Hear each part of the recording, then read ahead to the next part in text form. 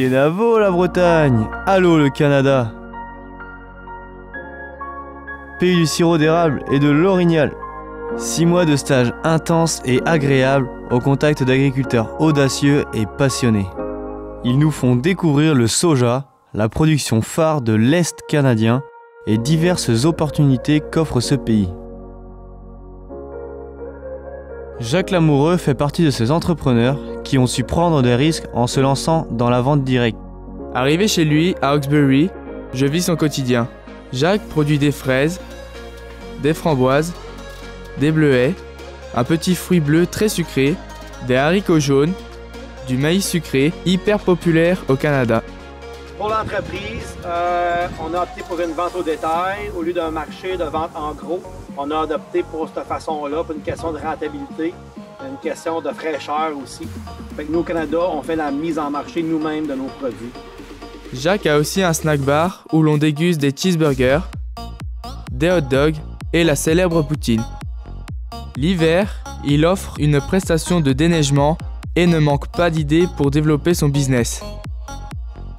Pour se faire connaître, Jacques est très impliqué dans la vie locale. C'est bien important pour moi que les gens suivent cette dynamique-là, surtout quand on est concentré sur la vente au détail. Au cours de mon stage, j'ai la chance de prendre des responsabilités. Je dirige les salariés à la cueillette, je fais des livraisons et je gère l'irrigation. Les journées sont denses, mais le temps passe vite. Autre lieu, autre créneau. Le soja est un marché porteur au Canada.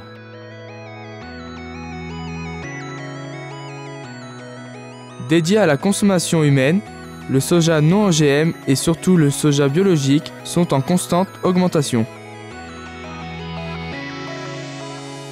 Le Canada exporte principalement vers l'Asie. 3 conduites cohabitent sur nos lieux de stage. Conventionnelles avec OGM et non OGM, certifié identité préservée et biologique. Bien adapté au climat, sa conduite est simple. Mais nous découvrons des systèmes très différents.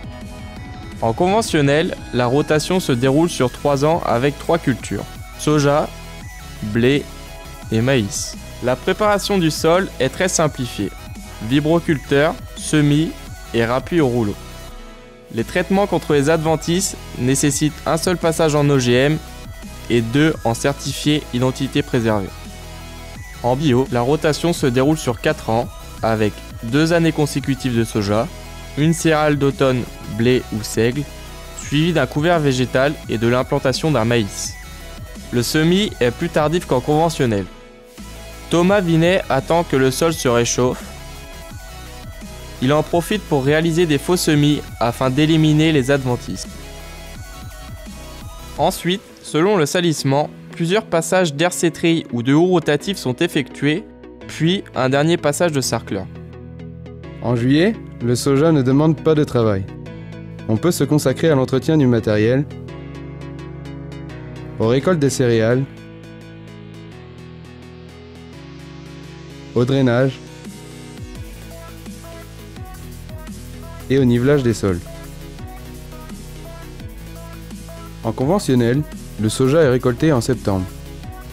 Il faudra attendre le mois d'octobre en agriculture biologique. Les écarts de rendement et de prix sont importants. Les cours sont stables en bio et varient beaucoup en conventionnel. Cette année 2018 est satisfaisante. En bio, du seigle est semé à la volée durant la tombée des feuilles, juste avant la récolte. En conventionnel, on attend la récolte pour implanter le blé avec un semoir en ligne. Il y a de plus en plus de passages en agriculture biologique. Thomas Vinet nous donne une des raisons.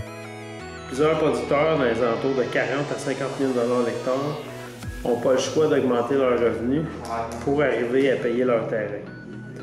Donc, il y en a plusieurs qui se lancent en production biologique, donc plusieurs dizaines de milliers d'hectares au Canada qui se transfèrent en production biologique depuis 2 à 3 ans.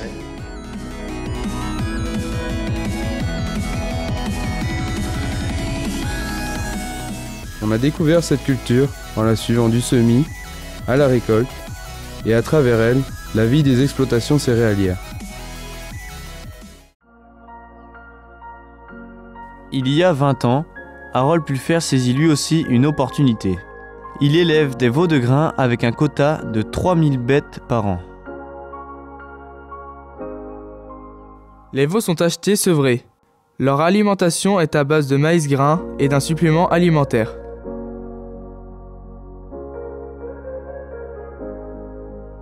Ils sont vendus lorsqu'ils atteignent 350 kg. Moi, quand je les achète, ils me coûtent entre 400 et 500 $. Et puis, je vais les vendre en principe entre 800 et 1200 $. Une très bonne année, ça peut aller jusqu'à 1200. Quand on a une moyenne de 1000 $, on est content. Là. C'est un contrat avantageux et apportant stabilité et sécurité financière à Harold Pulfer. On retient de cette expérience un accueil chaleureux, la confiance de nos maîtres de stage et l'opportunité de découvrir d'autres productions. Le travail intense ne nous a pas empêchés de partager de bons moments. Il va devenir bien grand, ce petit breton. Hey! That's it! On a aussi bien profité de nos week-ends et de nos vacances.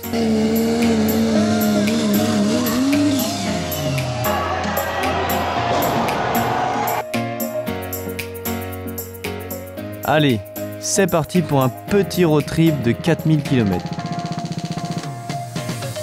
Les chutes du Niagara, New York,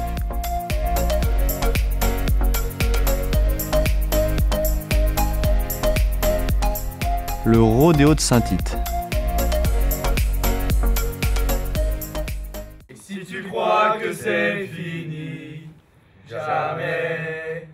C'est juste une pause à répit, après les dangers. Tu fais comme si j'avais pris la mer. J'ai sorti la grande voile et j'ai glissé sous le vent. Fais comme si je quittais la terre. J'ai trouvé